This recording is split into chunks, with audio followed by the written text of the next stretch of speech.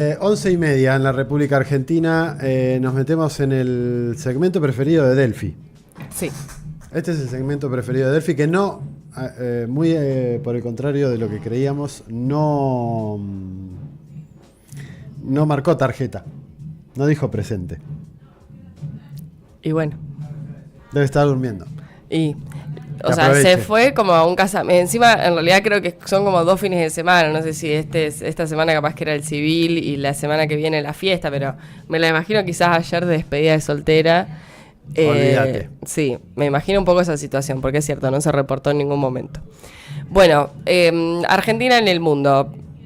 Sabemos que la agenda de esta semana estuvo principalmente designada por la cumbre del G20, en la que Javier Milei se encontró con varios mandatarios a los que pensamos que por lo menos no íbamos a ver la foto por un tiempo, ¿no? Entre ellos Lula, Xi Jinping.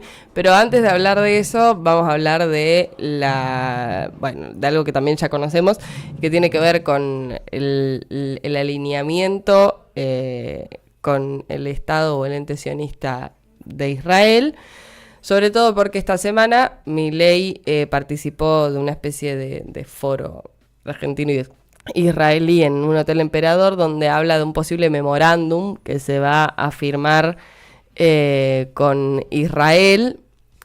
Pero antes de participar de ese foro, publica a la mañana una declaración de la República Argentina en defensa de Israel. Esto después de conocerse la decisión de la Corte Penal Internacional de emitir órdenes de arresto contra el primer ministro de Israel, Benjamín Netanyahu, y contra el exministro de Defensa. Y acá lo que dice Milei es que la República Argentina manifiesta su profundo desacuerdo con la decisión de la Corte Penal Internacional. Habla de una resolución que ignora el legítimo derecho de Israel de defenderse de ataques constantes por parte de organizaciones terroristas como Hamas y Hezbollah. Dice que Israel enfrenta una agresión brutal, una toma de rehenes inhumana y el lanzamiento indiscriminado de ataques contra su población.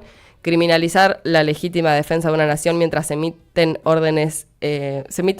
omiten estas atrocidades es un acto que distorsiona el espíritu de la justicia internacional. La Argentina se solidariza con Israel, reafirma su derecho a proteger a su pueblo y exige la liberación inmediata de todos los rehenes. Hacemos un llamado a la comunidad internacional para condenar las acciones de Hamas y Hezbollah, defender la soberanía de Israel y actuar con justicia e imparcialidad en la búsqueda de una paz duradera en la región.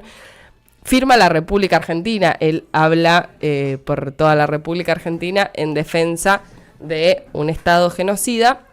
Y ese mismo día participa de este encuentro empresarial Argentina-Israel que se desarrolló en el Hotel Emperador de la Ciudad de Buenos Aires, donde dijo, entre otras cosas, que Argentina tiene mucho que aprender de Israel.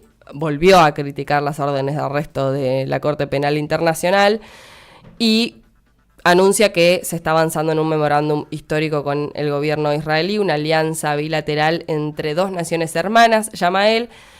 Acá, por supuesto, haciendo alusión al kirchnerismo, dice, mientras ellos lo hacían con Irán, nosotros lo hacemos con Israel. Ellos firmaban pactos espurios de silencio, nosotros sancionamos alianzas por la justicia y la libertad. Está el testimonio de Peluca.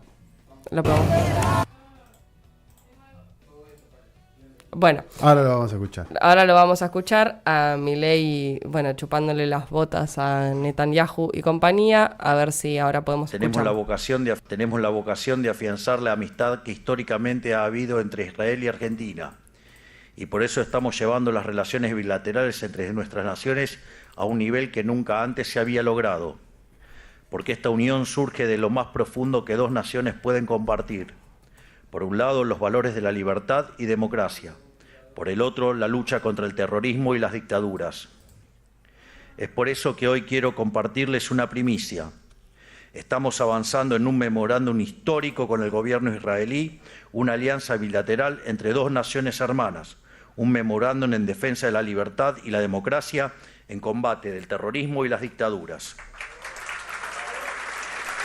Mientras los kirchneristas hacían... Bueno, más de lo mismo. Digamos, nada que no hayamos escuchado antes. Cabe mencionar que el presidente argentino, muy por el contrario de lo que históricamente dijo de la cuestión de la politización de las relaciones internacionales y de la ideologización de las relaciones internacionales, es lo que hace Javier Milei todo el tiempo, marcando que sus únicos dos grandes estrategas, grandes aliados son Estados Unidos e Israel, cuando eso en política internacional es complejo plantearlo en esos términos porque los 100 y pico de países que hay al margen de eso difícilmente crean en ese país, digamos, o tengan por lo menos algún tipo de contemplación, sobre todo entendiendo que muchos países... No, y que en la práctica no lo son, aparte. No. Digo, tu socio estratégico geopolíticamente no es Israel. O sea, digo, puede llegar a serlo. Lo que pasa es que ¿en qué vamos a mandar soldados a pelear a Israel? No, ya lo están queriendo hacer. Pero por eso digo, si uno piensa en los socios comerciales, digo, por lo que implica la defensa de la región, quiénes pueden ser socios estratégicos. Bueno, o sea, no son ni Estados Unidos ni Israel. Justo estaba chusmeando en la página de la Cancillería y hay, en el último tiempo, hay un par de anuncios de nuevos socios o nuevos mercados donde Argentina exportaría cosas. Omán, la monarquía de Omán, exportaciones a Namibia, en África. El canciller Huertain se juntó con su par húngaro, por ejemplo. ¿Qué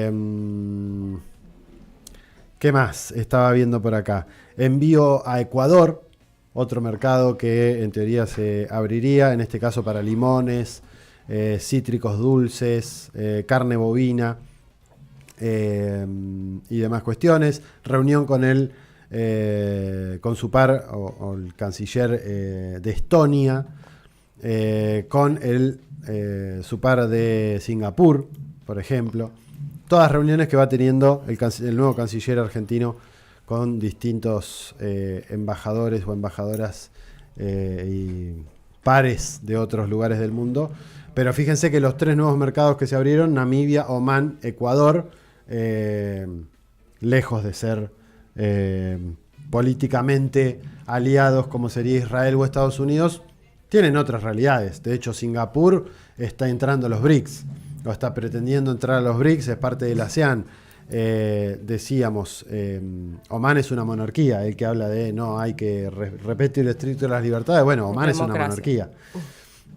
Entonces, bueno, no, y después me parece sí interesante, y ya nos podemos meter a hablar del G20. Creo que la participación de Milei en el G20 quizás marca una ruptura, por lo menos en esta línea tan sobreideologizada que veníamos viendo, ¿no? Vimos a un presidente que quizás, digo, sin llegar al quiebre, sí se saca una foto con Xi Jinping. Tiene una reunión bilateral con Xi Jinping. Por ejemplo, mantiene una reunión con Xi Jinping. Después de un año.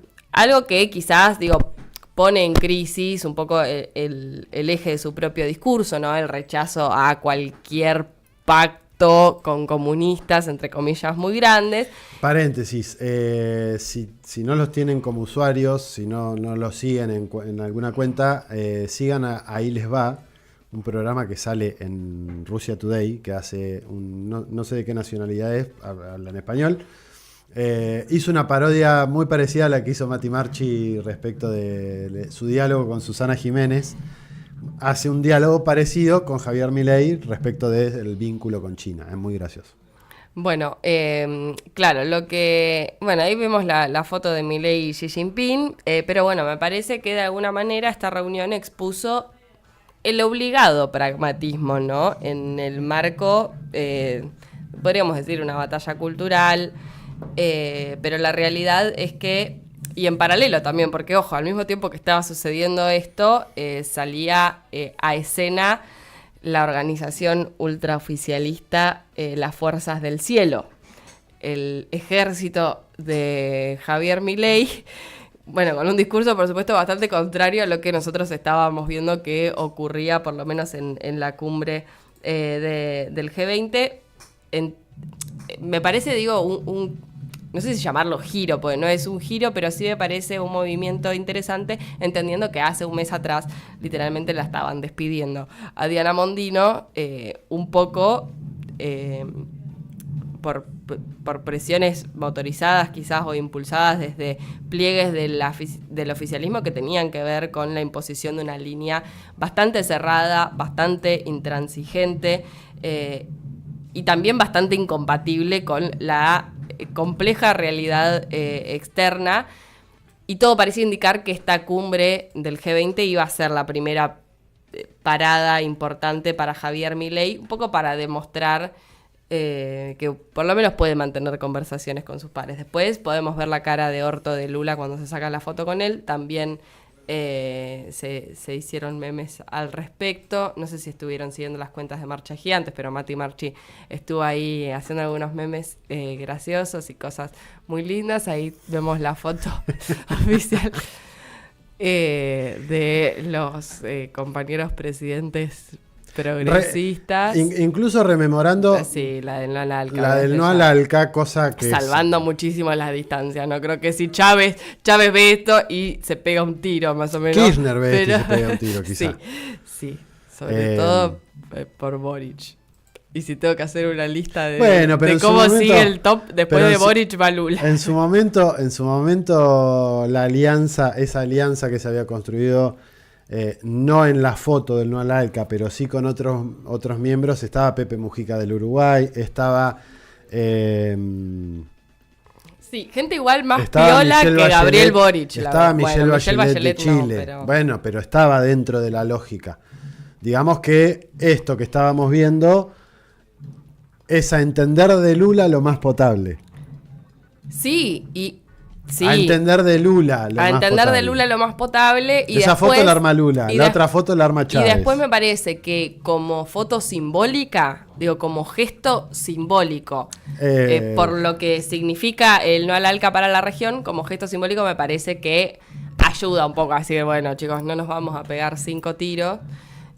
Ahora estamos medianamente juntos, venimos charlando algunas cosas, ¿no? Sobre todo porque hay diferencias entre estos 4 presidentes a los que veíamos en pantalla y así todo me parece que un gesto de unidad latinoamericana en este contexto, donde somos una región claramente disputada entre las distintas potencias, una región disputada en la guerra comercial entre China y Estados Unidos, sí me parece que es de mínima importante. Hacemos la última pausa, separamos un cachito y nos metemos en el último tema que nos sirvió de introducción, esto de Argentina en el mundo, porque es obviamente ver qué sucedió con el G20.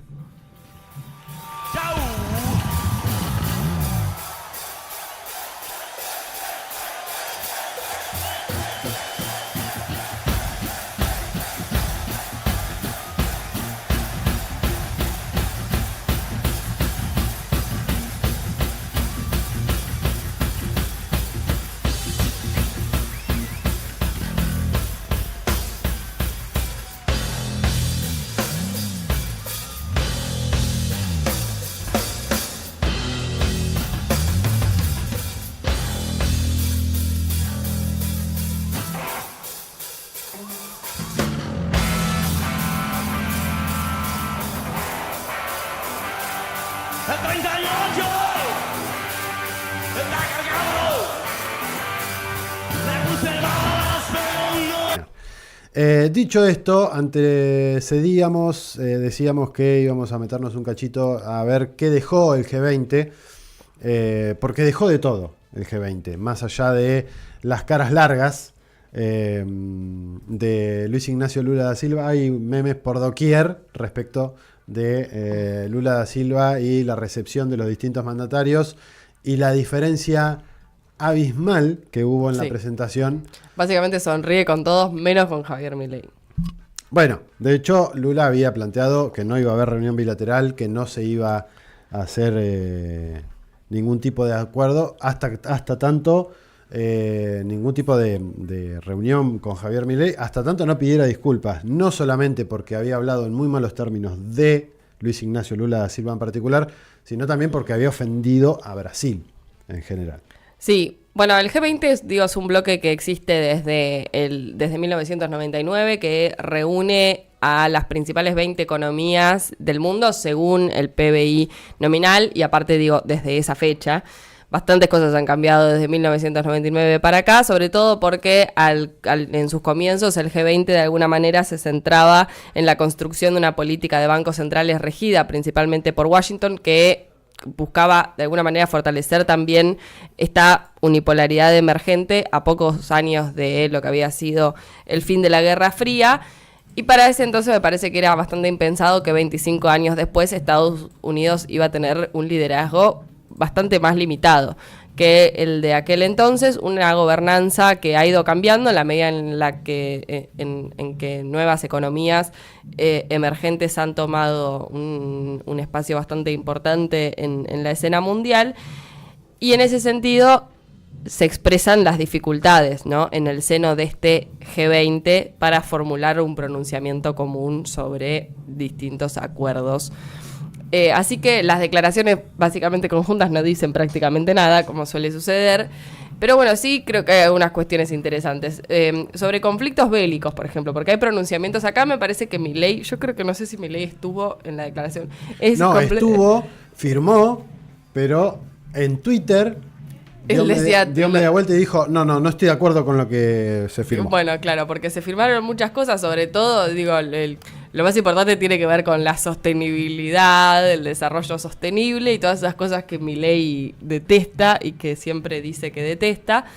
Pero bueno, sobre los conflictos bélicos, por ejemplo, hubo un pronunciamiento sobre la catastrófica situación humanitaria en la Franja de Gaza y la escalada en el Líbano.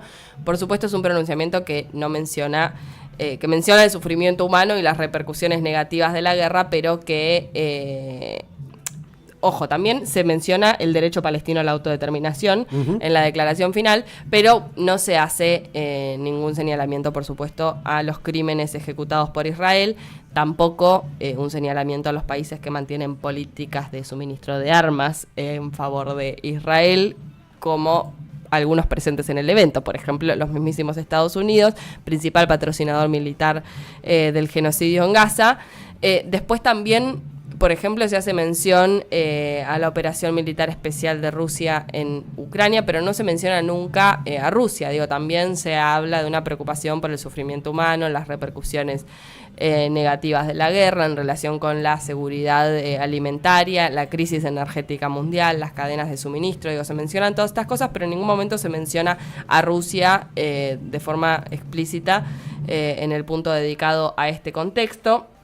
Recordemos que Vladimir Putin no estuvo en la cumbre del G20. Estuvo Lavrov, el canciller. Exacto. Porque, lo decíamos la semana pasada, la misma razón por la que tampoco había podido participar del Foro Económico Asia-Pacífico, porque hay una orden de arresto internacional en su contra. Básicamente se tenía que cruzar todo el mundo, así que vino el canciller, que sí asistió y que manifestó también que los resultados de la cumbre fueron positivos. Sí, y hay que tener en cuenta algunas particularidades. Algo los mencionábamos en la editorial del programa. En principio, que de la foto inicial, foto familiar le dicen, la foto inicial del G20, en la que salen todos los mandatarios, una vez que ya llegaron todos, hubo 3 ausencias que llamaron la atención. Primero, no estaba... esa es la de cierre.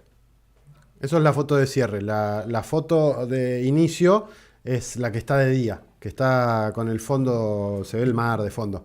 En esa primera foto no estuvo ni Joe Biden, esa es la que estamos hablando, ni Justin Trudeau, el presidente de Canadá, ni Giorgia Meloni, la presidenta de Italia.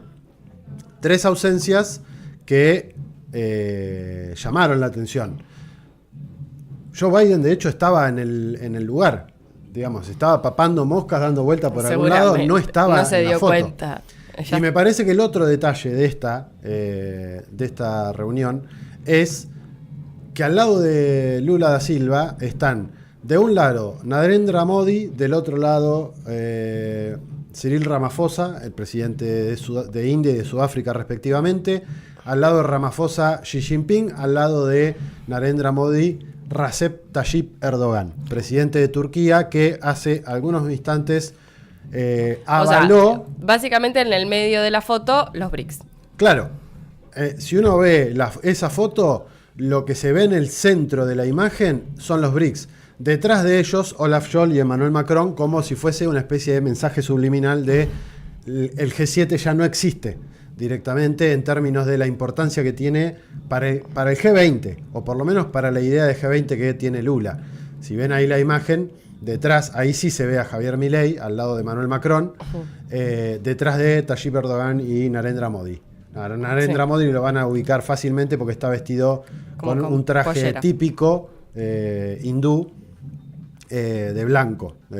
Tiene un chaleco negro y abajo hay una especie de pollera con calzas blanca, típica de la religión que profesa.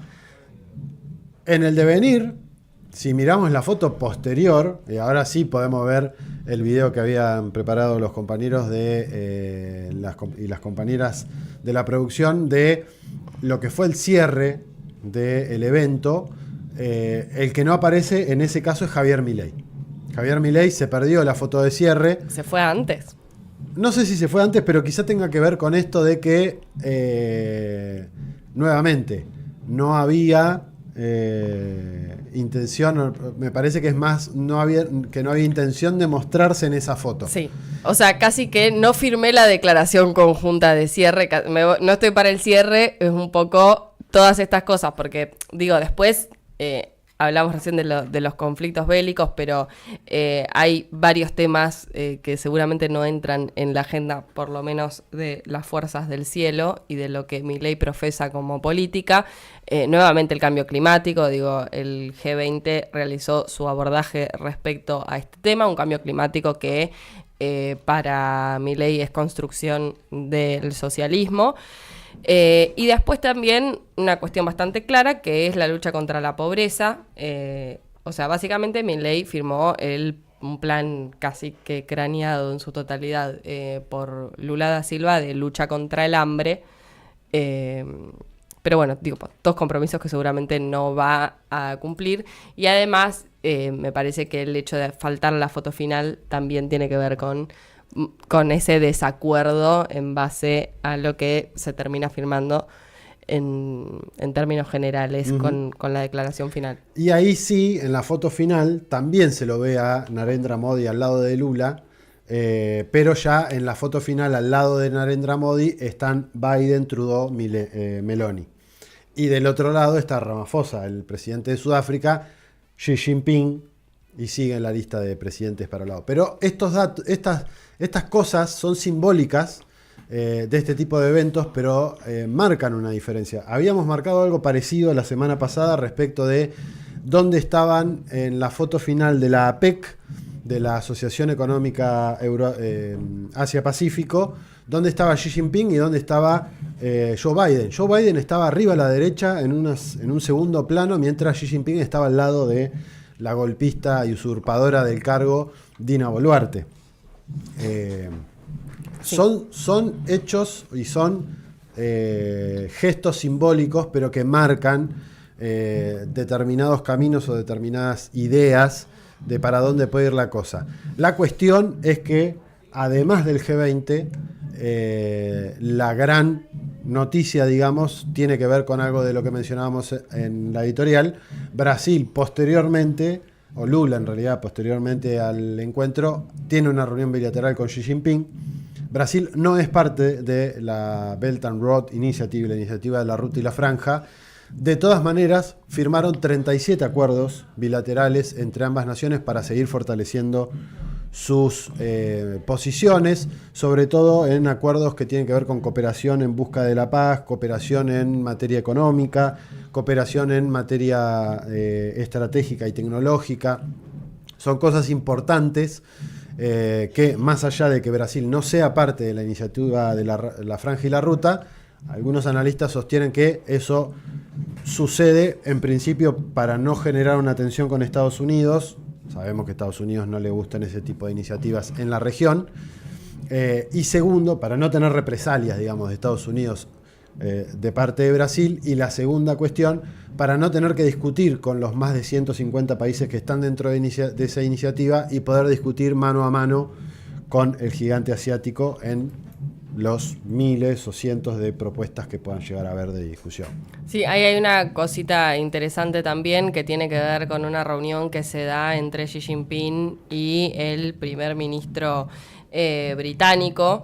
Es la primera reunión entre China y Gran Bretaña desde el 2018 que se da en el marco de este G20. Nosotros recién hablábamos de este acuerdo Mercosur-Unión Europea, con un gobierno francés lidiando con manifestaciones que dicen no vamos a firmar el documento tal como está, pero la realidad es que hay una discusión que queda en el aire y que tiene que ver con que Donald Trump, presidente electo de Estados Unidos, que va a asumir a partir del 20 de enero del año que viene, indicó en varias oportunidades la posibilidad de despechar con aranceles los productos europeos. Y en ese sentido, digo, es un escenario que podría cambiar favorablemente para el Mercosur, sobre todo entendiendo que la no firma significa quizás un problema, por ejemplo, para el agronegocio de Brasil, principalmente.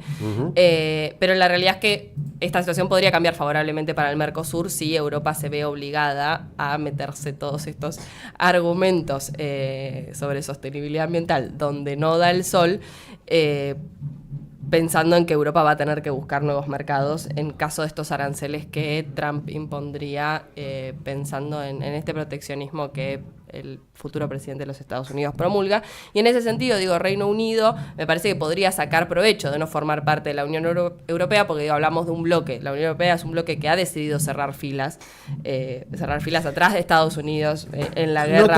No todo. Hungría no, por ejemplo. En general, es un bloque que en general ha decidido cerrar filas atrás de Estados Unidos en la guerra comercial contra China. Digo, imponiendo aranceles a productos chinos, y de alguna manera estamos hablando de una Europa que corre el riesgo de que China aplique también contramedidas y limite de alguna manera a los fabricantes europeos su mercado, que es, por supuesto, muy, muy grande por la cantidad de población que tiene China. Y en ese sentido, digo, me parece que el nivel de posibilidades que se presentan entre los intereses de China y del Reino Unido, bueno, podrían tener un punto alto entendiendo o comprendiendo las ventajas comparativas comerciales que ambos países tienen. Así que creo que ese también es un punto interesante, la reunión de Xi Jinping con Gran Bretaña y lo que puede suceder para estos dos países, entendiendo un poco cuál es la posición de Europa hoy. Sí, acá una cosita también como para tener en cuenta. Muchas veces, lo decíamos en la editorial también, muchas veces estos acuerdos o estas discusiones que se dan como muy grandilocuentes de lucha contra el hambre, de lucha contra el cambio climático y demás, terminan siendo eslogans, más que discusiones reales de después qué es lo que va a suceder. Digo porque acá en el chat no maten al mensajero, estimo por lo que leo, un supuesto libertario dice que nos creemos el cuento. No nos creemos el cuento. Es muchas veces verso lo que se discute en esos ámbitos.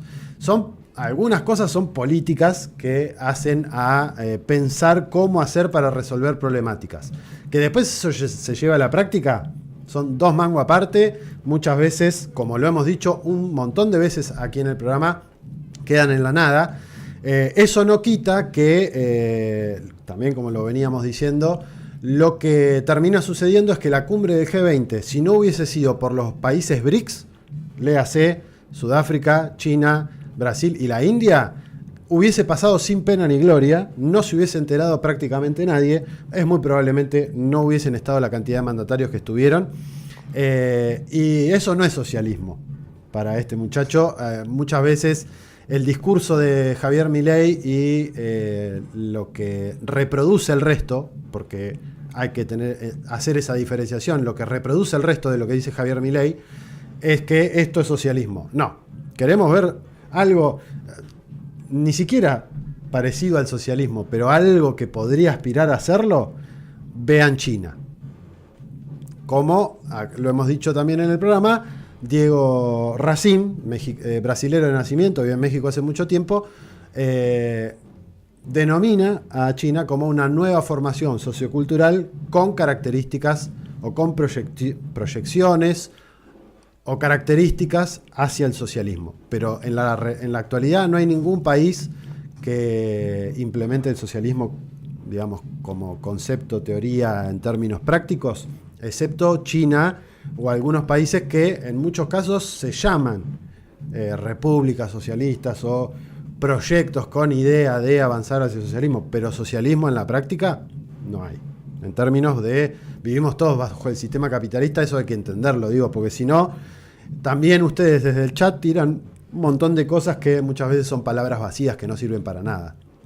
Más que para llenar de palabras vacías algo que, por lo menos en este programa, intentamos que tenga un poco más de profundidad y que se conceptualice de alguna manera un poco más seria. Dicho esto, nos pasamos unos minutos. Un besito igual para no matar al obvio, mensajero, obvio. Suerte. Es más que bienvenido que vengan y que comenten y que dejen sus apreciaciones, pero lo que intentamos por lo menos en el programa es profundizar un poco más, que no queden eslogans y en frases hechas al estilo de Javier Milei, que es una de las prácticas que suele recurrir. Hacemos una breve separación y a la vuelta